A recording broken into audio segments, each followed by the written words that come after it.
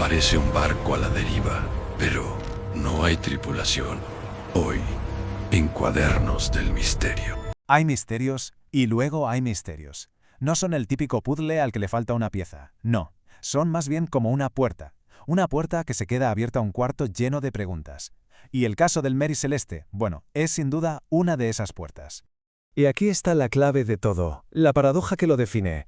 ¿Qué pasa si tu única salvación, de repente, se convierte en la trampa? Esa es la pregunta que mantiene este caso vivo.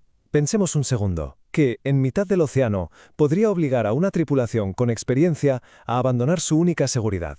Vámonos a diciembre de 1872. Un barco, el Dei Gratia, navega tranquilamente entre las Azores y Portugal, cuando, de repente, avistan otra nave en el horizonte. Pero se mueve de una forma extraña, errática. Las velas están mal puestas, como si nadie estuviera al timón. Se ve a la legua que algo no va bien. La tripulación del Dei Gratia, claro, se acerca con cautela. Empiezan a gritar: de a bordo! Nada. Silencio absoluto. Así que toman la decisión. Hay que subir. Y al hacerlo, identifican el barco. Se llama el Mary Celeste. Pero lo que se encuentran al subir a cubierta no es lo que esperaban. No hay señales de lucha, ni el caos de un naufragio. Nada de eso. Lo que hay es silencio. Un silencio pesado, denso, anormal. De esos que no deberían existir en mitad del mar. Es que no era la escena de un desastre, sino la de un lugar que alguien acaba de abandonar. Se cuenta que en la cabina del capitán la comida estaba aún servida, las camas deshechas, como si sus ocupantes fueran a volver en cualquier momento. Pero no había nadie. Era una ausencia limpia, ordenada. Y eso es lo que pone los pelos de punta. Y es justo en ese momento que el misterio se convierte en leyenda. El Mary Celeste deja de ser solo un barco para convertirse en un símbolo. Y el océano, inmenso y silencioso, pasa a ser el único testigo y, quizá, el principal sospechoso. Vale, vamos a meternos de lleno en esto, porque esta es la pregunta imposible, el corazón de todo este expediente. A ver, para que una tripulación entera abandone su barco, tienen que estar completamente convencidos de que quedarse a bordo es peor. Peor que enfrentarse al océano, a la intemperie. Es que la lección es brutal. Pensemos en ello. Dejas atrás la seguridad, los recursos, todo, por un pequeño bote salvavidas. Es una locura. Es básicamente una sentencia de muerte, o sea, estás apostándolo todo a que te rescaten a la deriva. La única explicación es que la decisión no fue racional. Fue impulsada por un pánico, un miedo absoluto. Por eso la palabra clave aquí no es accidente, no. Es urgencia. Lo que sea que pasó se sintió como una amenaza inminente, algo tan terrible que el propio barco, su refugio, se convirtió en una trampa mortal. Y había que salir de ahí. Pero ya. Muy bien, pues vamos a explorar las 4 teorías principales que intentan dar una respuesta a esta decisión imposible. Pensemos en ellas como 4 puertas, y cada una lleva al mismo cuarto oscuro. La primera puerta que abrimos es, digamos, la más lógica, la más convencional, la naturaleza. Una teoría muy extendida dice que una tormenta brutal y repentina les pilló por sorpresa, y la tripulación simplemente creyó que el barco se hundía.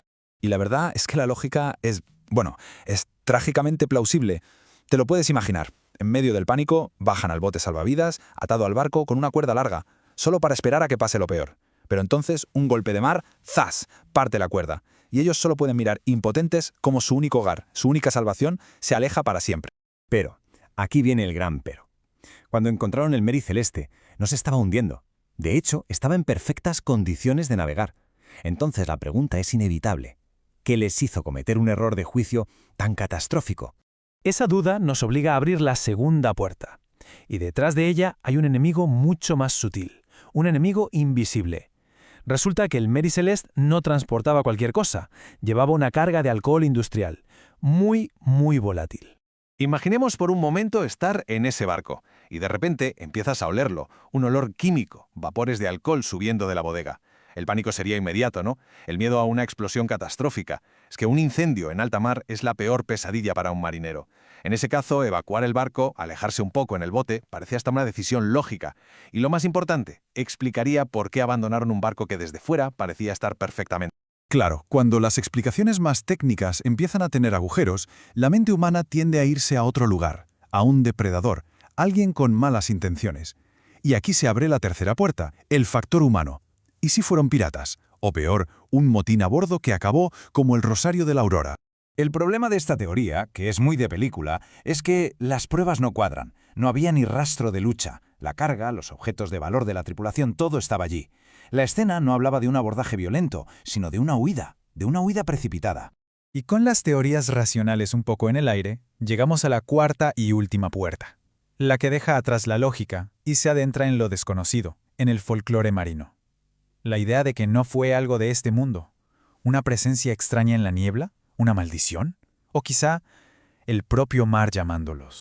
Y esta idea, esta perspectiva sobrenatural, es una de las grandes razones por las que la leyenda del Mary Celeste sigue viva, porque conecta con ese miedo primitivo que tenemos al océano, ¿no? Como si fuera una entidad viva, misteriosa, que a veces sin más reclama lo que es suyo. Es la historia que nos contamos cuando ya no nos quedan respuestas.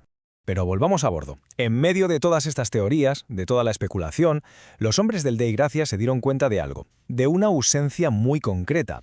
Faltaba una pieza clave del puzzle, una pieza que, lejos de resolver el misterio, lo hacía todavía más grande. El bote salvavidas, el único que tenía el barco, no estaba, se había ido. Y esa era la prueba definitiva. La tripulación no se había evaporado, se habían marchado. Lo hicieron ellos, deliberadamente. Que falte el bote lo cambia todo. Convierte el misterio en una especie de tragedia casi mecánica, un plan de evacuación, quizá temporal, que salió rematadamente mal.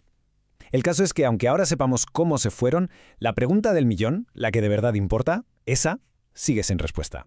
Y son estas preguntas las que mantienen el expediente abierto. ¿Qué lleva a alguien a abandonar un barco que, aparentemente, está bien?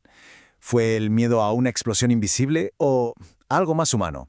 Si el bote se soltó, ¿fue un simple accidente o hubo algo más? Y al final, ¿qué da más miedo? ¿Un peligro que puedes ver o uno que... El Mary Celeste fue encontrado. Su tripulación, nunca. Se supone que un barco no debe navegar solo, pero este lo hizo. El océano, al final, es quien guarda el secreto y no da explicaciones. El expediente sigue abierto.